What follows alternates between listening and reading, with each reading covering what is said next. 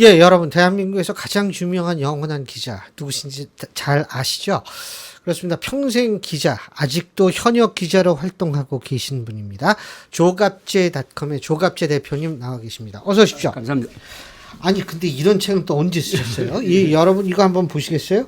윤석열 몰락의 기록. 이 책을 우리 조갑제 대표님이 쓰셨는데요. 이거 보니까 대통령이 대한민국을 공격했다. 어이, 멋있어요. 이게 아주 딱 맞는 말이죠, 이게.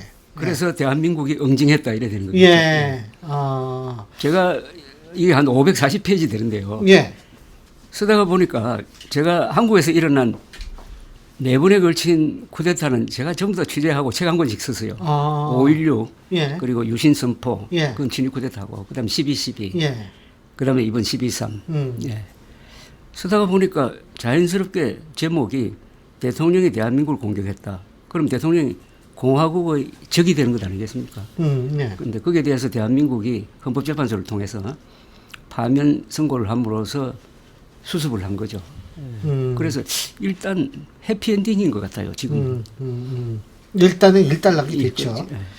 일단 뭐 근데 지금 차근히 제가 이따가 여쭤볼게요. 예. 일단 첫째, 지금 오랜 기자 생활을 계속 하고 계신데 얼마 전에 미국에서 300명이 구금이 됐습니다. 어떻게 보고 계십니까? 이건 정말 한국에서 이러다가는 반미 운동이 일어나지 않을까 하는 생각이 들 정도로 이건 경우가 없는 것 아닙니까? 그죠? 말이 좀 안 되죠. 이건 뭐 말 안 되는 거는 뭐 한두 개도 아니고 이런 걸 보통 의의가 없다고 그러는데. 예. 근데 저 사람이 힘이 있는 사람이니까 예. 우리가 할 이야기를 많이 자제하고 있잖아요. 예. 저는 한국 사람들이 참 참을성이 좋다고 봅니다. 아하. 만약 저런 꼴을 당하면은 예.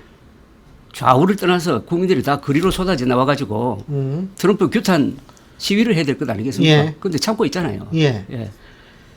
그런데 역시 이걸 통해서 느끼는 것은 미국에서 다음 중간선거라든지를 통해서 트럼프 노선이 수정되지 않는다면은 우리도 이 자각 능력을 갖춰야 된다고 생각합니다. 자각이라 하면? 아니 우리의 카드가 있지 않습니까? 우리가 가지고 있는 대미 카드가 있지 않습니까? 예. 나는 쓰지 않고 있다고 봅니다. 근데 평택 미군 기지 아하. 그것은 미국의 카드이기도 하지만 우리의 카드잖아요. 예. 아니 세계에서 가장 큰 미군 기지가 중국 바로 딱 앞에 있는데 그것도 다 우리가 돈 들여가지고 지어준 것 아닙니까? 그거 달라고 그랬잖아요. 그러니까 그건 뭐 부동산 업자로서 별 의미 없는 이야기로 저는 생각합니다만 예. 그런 걸 비롯해가지고 우리가 가지고 있는 첨단 중화학공업 그리고 방산 그리고 미국에 있는 한국계 유권자가 많잖아요. 예, 예. 그 사람들이 상당수가 이제 민주당 성향이잖아요. 그죠? 예, 예. 근데 그것도 우리의 영향력입니다. 그렇죠. 유대인들이 그럼요. 이스라엘이 트럼프에 대해서 영향력이 있는 게 유대인 표가 많은 거하고 마찬가지 아닙니까? 그래서 우리의 카드를 개발해야 된다고 생각합니다. 있다고 봅니다. 다만 그걸 이렇게 요리할 수 있는 사람이 주체성도 있고 유연성도 있고 한 이런 사람이 있어야 되는데 앞으로의 과제라고 생각해요. 그렇죠. 뭐 지금 정부에서 그러잖아요. 마스가 소위 말하는 그것도 다시 한번 아직 사인하려면 그렇죠. 좀 생각을 해볼 게 많다. 이것도 일종의 카드 일종 그렇죠. 아니겠어요? 그렇습니다. 예. 예.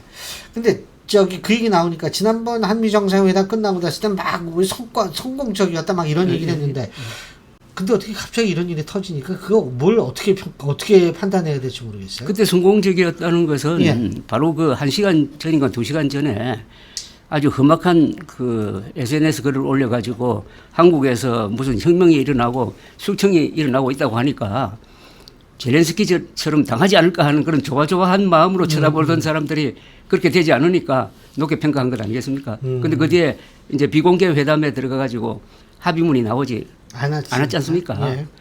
이런 걸 난 실패라고 볼 수는 없다고 생각해요. 오히려 시간을 두고 지금 이번에 드러난 문제가 있으니까 이것도 이번에 문서화된 합의문에 분명히 넣어야 되고 그렇지 않습니까? 아마 트럼프 대통령도 뭐 최근에 그런 문제의식을 가지고 있는 것 같던데 그래서 저는 이럴 때는 우리 국민 여야 좌우를 떠나서 우리 정부의 대미 외교를 뒷받침을 해야 된다고 생각합니다.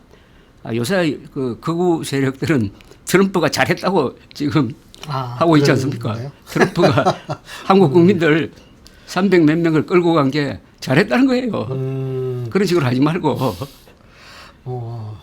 특이하네요. 예. 근데 대표님 300명을 끌고 갔다. 약 500명의 병력이 투입됐다라고 얘기를 하거든요. 예, 예. 그런데 300명을 끌고 갔다. 그리고 상당히 오랫동안 계획을 했다. 그렇다면 미국은 도대체 왜 그랬을까요? 단순하게 불법 그 노동을 단속하기 위해서 왜 그렇다고 보십니까? 저는 지금 미국이 그 연방 정부와 지방 정부의 그 어떤 상하 관계라고 보기 힘들지 않습니까? 예. 그런 데다가 지금 제일 신경 쓰는 게 지방 정부에서도 보니까 트럼프 대통령이 이민자 단속으로 밀고 나가니까 이게 인기가 있는 거예요. 그러니까 주지사나 이런 사람들도 그게 지금 저항할 수 없는 그런 상황 아닙니까? 예. 그 힘이 너무 강하다고 봅니다. 그래서 아마 정교하게 하지 못하고 이렇게 된 거로 보는데 한국을 타겟으로 했다든지 협상 카드를 만들기 위해서 했다고는 저는 생각하지 않습니다. 예. 하다 보니까 좀 오버해가지고 이 지경까지 질 수가 됐다. 없잖아요. 지금 트럼프가 하고 있는 거 보면은 뭔가 이렇게 디테일에서 디테일에 악마가 있다는 말도 있지만은 그게 정교하지 못하니까 이런 일종 사고라고 봅니다. 저는. 예. 근데 어쨌든 오게 돼서 다행인데 이제 앞으로 예를 들면은 지금 오시는 분들이 미국에 입국할 때든지 이럴 때 불이익을 받게 된다면 이거는 좀 문제가 심각한데 정부는 일단 자진 출국 추방이 아닌 그런 거라서 불이익을 없게 하겠다 이렇게 이랬는데 좀 지켜봐야겠죠. 그죠? 그러고 그거는 미국에서 법을 고쳐야 되는 것 아닙니까? 예. 출입국 관례에 대해서는 트럼프 대통령이 행정명령으로 하기에는 너무나 복잡하다고 생각합니다. 그 나라별로 다 성격이 있으니까. 그래서 여기에 대해서 한미 간에 이번 대미 투자와 연동시켜서 한국에 대한 확실한 어떤 보장이 없으면은 앞으로 대미 투자에 대해서 좀 생각을 재고해야 되는 것 아닙니까? 그렇죠. 여러 가지. 대표님의 원래 친정이라고 얘기하는 조선일보에서도 기업들이 이런 식이라면은 아예 그냥 관세 더 물고 미국에 투자하지 않겠다라고 나온다라는 거거든요. 그게 나는 상당히 합리적인 이야기라고 생각해요. 차라리 이럴 바에야 관세 다 물고 제대로 한번 해보자 이런 거 아닙니까? 그죠? 그렇죠. 우리의 경제, 관세 다 문다는 건 25% 예. 물겠다는 건데 이런 식으로 계속 뜯기는 것 아닙니까? 이게 지금 제조업이 약화되는 것은 제국주의 나라의 공통점 아닙니까? 영국도 그랬지 않습니까? 예. 그럼 이제 금융국가로 가는 건데 미국도 그런 식으로 가는데 이걸 외국 자본과 외국 기술자를 데리고 와가지고 제조업을 부활시키겠다는 게 굉장히 어려운 것 아닙니까? 예. 이건 나 불가능할지도 모른다고 생각합니다. 국가의 체질이 바뀌어야 되는데. 그렇죠. 그러니까 제조업 강국이라는 게 지금 중국, 일본, 한국, 독일 정도 아닙니까? 근데 여기에 계속 투자를 해가지고 몇천억 달러 투자를 해가지고 과연 우리한테 득이 없겠느냐 하는 건 심각한 고민을 한번 해봐야 된다고 생각합니다. 전 트럼프 대통령이 거기에 대한 지식이 많지가 않은 것 같더라고요. 그렇죠. 뭐냐면 우리나라에서 가르칠 만한 근로자들 와가지고 가르쳐 주면 미국인을 가르쳐 줘야 된다. 우리나라 기업들이 하는 얘기가 언제 가르쳐서 언제 하는 게 아니죠.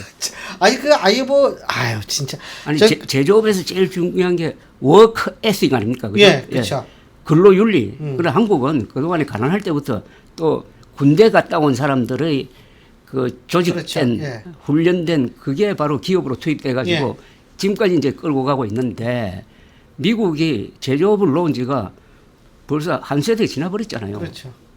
그런데 지금 과연 몇천억 달러 투자하는 게 그 결과로서 한국에 돌아오는 게 뭐냐는 거예요. 그러니까 몇천억 달러 투자해가지고 네. 관세 좀 깎아주는 거 하고 그렇죠. 우리 거기 투자 안 하고 높게 하는 거 하고 기업들 입장에서 볼 땐 이제는 잘 생각해봐야 될 거예요. 잘 생각해봐야 되는. 예. 좋은 화두를 던졌다고 봅니다. 예. 좋은 화두를 이번에.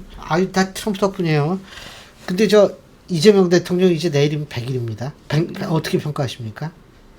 전 잘한 게 한 5개 있고 못하는 게 지금 한 5개 있다고 생각하는데. 잘한 거 5개. 잘한 거는 우선 소통을 잘하고 있잖아요. 예. 이재명 대통령의 얼굴이죠. 예. 웃는 얼굴. 그래서 나라 분위기를 안정시키고 그다음에 제가 제일 잘했다고 생각하는 건 청와대로 돌아가기로 한 게 제일 잘한 겁니다.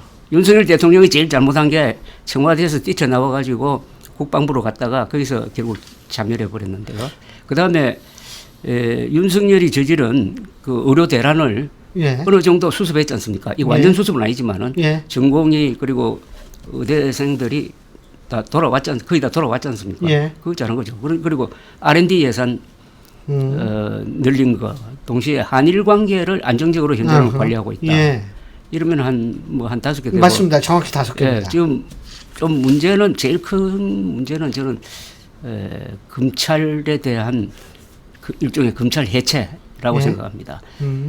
이거는 70년 이상 이어져 온 우리의 수사 능력이 검찰에 있는 거거든요. 그러니까 복잡한 수사를 하면 뭐 지능범죄라든지 예. 정치인 수사, 예. 기업인 수사, 그다음에 마약, 그다음에 조폭 뭐 이런 수사 이걸 검찰이 해왔다고. 그러니까 검찰이 잘못한 것은 주로 특수부 검사의 수사입니다.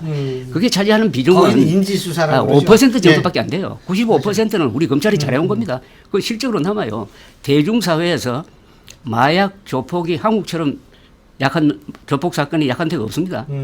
그러니까 저 영화에서 보듯이 우리 검사들은 미국 검사처럼 조폭에 약점 잡히고 한 그런 게 없다고. 예. 막 그런 거 등등. 그런데 이게 너무 서둘러서 하는 게 물론 1년의 유예 기간이 있으니까 그 사이에 조정이 좀 됐으면 좋겠고요.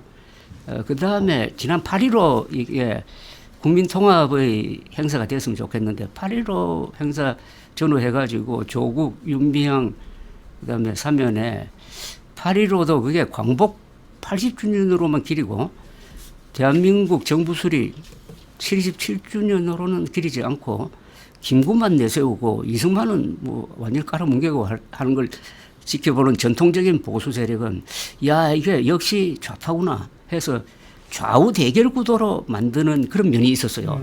8.15 행사가 그런 점이 좀 문제점으로 저는 여기십니다. 예. 그 문제점 좀 여쭤보는데 예를 들면 지금 조국 예. 그 전 대표 사면 말씀하셨는데 그 정당에 아주 정신이 없어요. 예, 성비위 사건으로. 저는 올 것이 왔다고 봐요. 아 왜요? 아니 조국 혁신당이라는 이름이 문제 아닙니까? 그 조국이 이 인물로서의 조국인지 아니면은 나라 조국이래요. 나라의 조국인지 그 애매하게 해놓은 거는 그 속임수거든요. 예. 그러니까 인물 조국이면은 저게 정당 이름이 안 됩니다. 그런데 이 이름은 정말 중요합니다. 이름이 정체성의 표현인데 이름 잘못 지으면 망해요. 예. 열린 우리당이 망했잖아요. 예. 왜 그런지 아세요? 열린 우리당이라고 하면 나는 그 당에 가입 안 했는데 우리당이 돼버리는 거 아닙니까? 그렇죠. 그건 사기적 명단이거든. 그래서 그때 이건 명칭 정확하게 불러야 된다. 열린 우리당이 아니라 열린 우리당이다. 우리가 열렸으니까 짐승이 바깥에 그러다가 결국 망해버렸습니다. 국민의힘 이 명칭도 오래 못 갑니다. 국민의힘은 저작권이 누구한테 있느냐 하면 정청래 대표한테 있잖아요. 2003년에 정청래 대표가 만든 게 생활 네트워크 국민의힘이라는 단체가 있었다고. 아 그래요? 거기서 가져온 겁니다. 그 남의 이름을 가져온 거예요. 국민의힘이라고 해놓고 영어 명칭이 어떤지 아세요? 피플 파티인가 그렇죠? PPP, People Power Party예요. 번역하면 번역하면 인민권력당입니다. 이건 좌파 정당 이름이에요. 그러니까 영혼이 없어요. 지금 영혼이 없잖아요. 그거 클저당 비슷하게 되었잖아요. 그러니까 조국 혁신당도 그냥 선거용으로 일회용으로 하고 정상적으로 돌아가야 되는데 본인이 뭐 비상대책위원장 되는 것 같은데 잘 됐어요. 그런 식으로 정정당당하게 해가지고 명칭 문제도 확실하게 하고 그런 속임수 명칭하지 말고 해야 되고. 저 보기가 민망하긴 민망하죠. 근데 조국 씨는 착각하고 있는 게 자신이 지금 피해자라고 계속 이야기하잖아요. 한동훈, 윤석열 가만두지 않겠다는 이런 식으로 지금 이야기하는데 과연 피해자가 많습니까? 글쎄요, 뭐 여러 사람이 생각을 하기에는 뭐냐면 지금 조국 전 대표가 그 야기한 문제로 조국 사태라는 엄청난 사실은 그렇죠. 젊은이들의 기억에는 아주 안 좋은 그렇죠. 기억으로 남아 있는 그것을 글쎄 본인이 피해자라고 생각할지는 모르겠습니다만 젊은이들의 박탈감과 공정 상실에 대한 어떤 그런 허망함 이거는 어떻게 생각하는지 되묻지 않을 수 없죠. 그렇죠. 그런데 또 2030을 지금 극우로 몰고 있잖아요. 글쎄요. 2030은 극우가 아니거든요.